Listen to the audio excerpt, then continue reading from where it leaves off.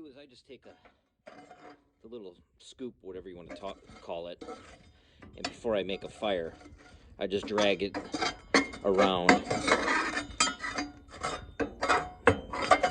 And I already did this once, so I got most of it. But anyway, the powder falls right through the grate.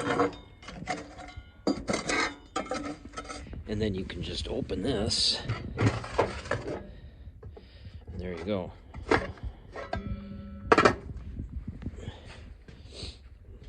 Go dump it. So I honestly don't use this very often, but it's got a handle on it.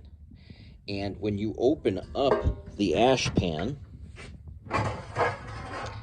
it's got a little groove right here, like a little dovetail or whatever you want to call it. And this slides in and catches it, and you pick up the entire ash pan. So you can do it with one hand while it's hot. But to be honest with you, I wear welding gloves, and I grab the thing without that and run outside and dump it in the fire pit. And you got to make sure that is locked up, because if it's not locked, that's just that much more air just drawing in there. Again, making it superheated quickly.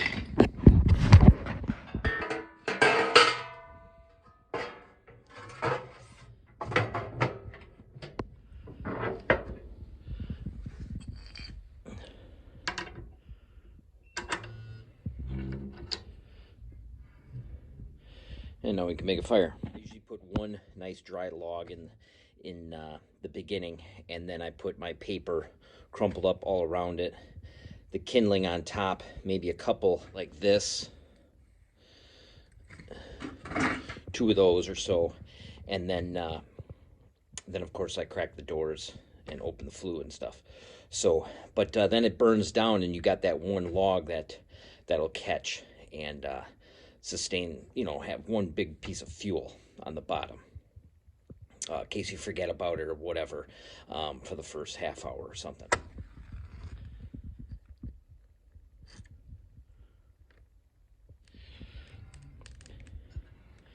And just keep those doors cracked.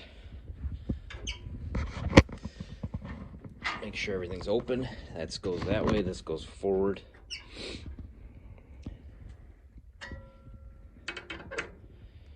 And it's, let's see, 22 degrees outside, so in about 4 hours this cabin will be 60 degrees. So another thing you can do when you start it, or let's say at nighttime when the fire has dropped down really low and there's not too many ashes that are hot, and 2 in the morning, you wake up, you want to get a fire started really quick, put a couple pieces of wood on there, and if you open this ash pan, the air flows through here really well and can start a fire very quickly. But it tells you not to do this on there, but I can tell you from experience, you just got to watch it, because this thing, it's like a blast furnace. So you can see right now, just starting a fire, it's going pretty good. And I literally lighted it like 2 minutes ago. So once I close this, instantly it settles down. I'll have a comment. When you go to buy a wood stove, you need to empty ashes often, especially when you burn one continuous fire like we do up here. I don't like this because when we do have to empty ashes, you open the door to get all the ashes down. It's caked onto the door, and then when you go empty the ash pan, you have to leave it open, and you come back and it's just like this turbo, yeah. It's just it makes me nervous. You kind of have to watch the when you have a fire, you want to burn it down real low before you empty the ash pan. So you kind of got to time it right, which you just got to think about it. And it's not the end of the world. But if you do have wood in there and you go to empty the ash pan, you have to be quick about it, because it's like a raging fire. So don't spend more than a minute or so on it. But again, they tell you not to do that. But in the middle of the night, You wake up and you're like, ah, crap, the fire went out. You know, and I only have a little bit of burning embers. You take some kindling, put it on top of there, open up that ash pan, and it's a guaranteed fire quickly. If you didn't have that option, you'd be fussing with it, you know, and which isn't something you want to do when you're, you know, half asleep, and you don't want to wake yourself up screwing with a fire for 20 minutes. So I actually really like that part of it, but you got to watch it, obviously. So I'll show you what I mean. I'm having a fire start right now. It's almost to the point where I could close it down, but if I open the ash pan, it'll catch those larger logs that I just placed in quickly. I only have it open for, you know, 15-20 seconds, but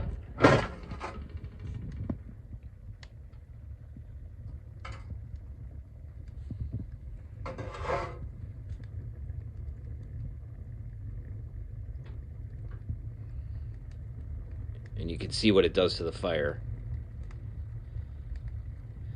And it's just going to catch those pieces of wood a lot more quickly.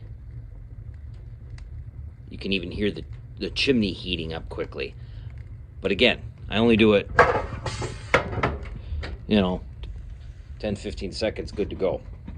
Now we got to get the coats on the little guys, because they're going to be cold for the next 4 hours.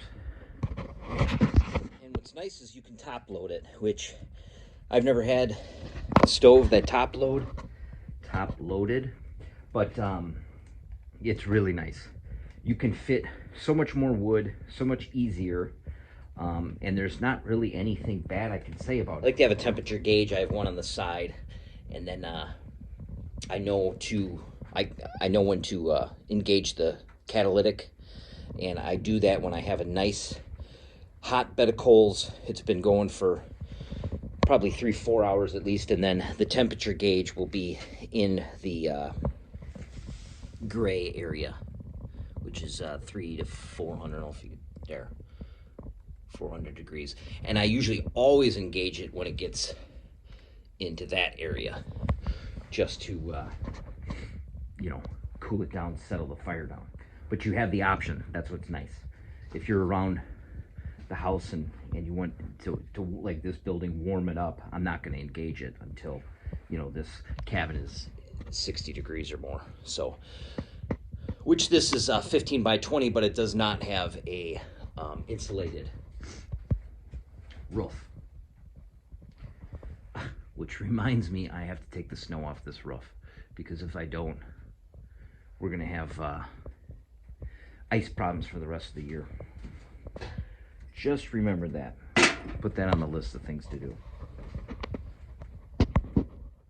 Cast iron always takes longer to heat up, but what's nice is it maintains the heat longer after it dies down, so it's kind of a give and take. I don't know why they have a handle that you have to detach. I guess I'd just make a wood handle, but maybe it's because it's right in front of the doors. But anyway, it's been 2 years. We have yet to lose it. It's got a little holder on the side that doesn't do much. It can easily be knocked off. But we don't have kids, and 3 dogs. We haven't lost it yet. So if we had kids, it might not last. The warming tray, you can get warming trays on both sides, but we only did it on the one side because we don't really have a ton of room there. And works awesome just to keep our food warm, or the coffee, obviously stuff like that. And we got these 2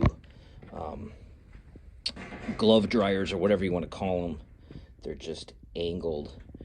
You drop them in, and then they hang, and you can dry, you know, anything you want on there. So they work good. Wet washcloths and stuff is usually what we hang right there. It dries out real quick, so like that feature too.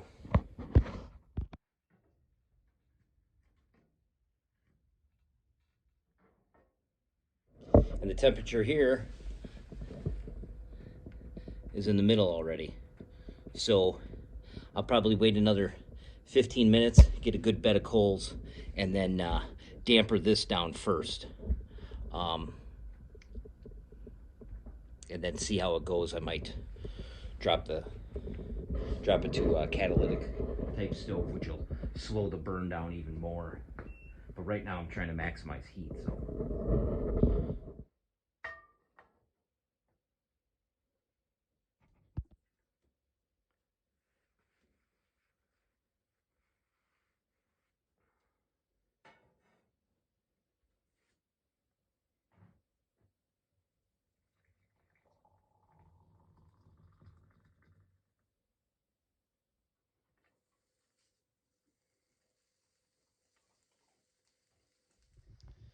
The stove works really good for cooking because that top plate is very hot, and if you put it off to the side here in the cast iron portion, it you can regulate the temperature pretty decent.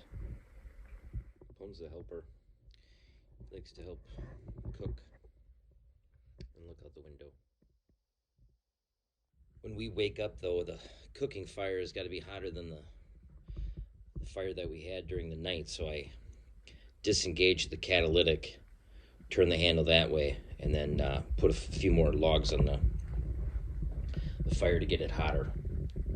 Cooking up some venison, bacon, and eggs today.